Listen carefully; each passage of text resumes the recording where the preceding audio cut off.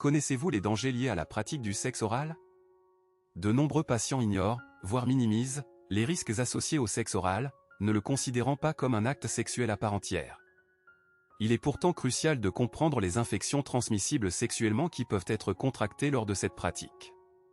La cavité buccale, bien que contenant une flore bactérienne normale impliquée dans la digestion, peut abriter des agents pathogènes responsables de maladies. En cas de déséquilibre de cette flore, ou d'infection, des bactéries peuvent se multiplier excessivement, voire de nouveaux germes peuvent apparaître, comme le virus du papillomavirus humain ou le virus de l'herpès.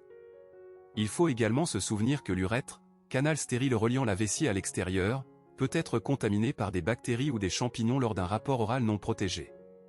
En France, les campagnes de prévention de l'Agence nationale de santé publique insistent sur l'importance de la prévention des ETS, y compris celles liées au sexe oral. Voyons les 5 principales maladies liées à la pratique du sexe oral. 1. HPV, plus de 200 types de VPH existent, certains étant liés au cancer de l'oropharynx, du pénis et du col de l'utérus. Des lésions bénignes, comme les verrues génitales, peuvent aussi apparaître. Une infection par le VPH dans la cavité buccale peut passer inaperçue et augmenter le risque d'ulcère ou de cancer. Le dépistage régulier du VPH est recommandé en France, notamment par frottis cervical chez les femmes.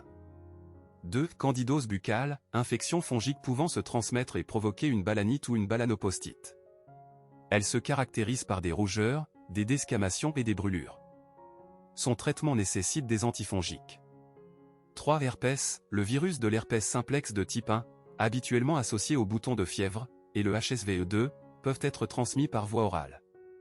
Une lésion labiale herpétique peut contaminer les organes génitaux lors d'un rapport oral. En France, les traitements antiviraux sont disponibles. 4. Syphilis, bien que rare, la transmission orale est possible. La syphilis se manifeste par une ulcération unique, indolore, sur le gland ou le prépuce. Un diagnostic précoce et un traitement adapté sont essentiels en raison de sa haute contagiosité. En France, la syphilis est une maladie à déclaration obligatoire. 5. Urétrite, inflammation de l'urètre, souvent causée par Chlamydia trachomatis ou Neisseria gonorrhoeae. L'urètre étant stérile, ces bactéries nécessitent un vecteur de transmission, pouvant être un rapport oral non protégé.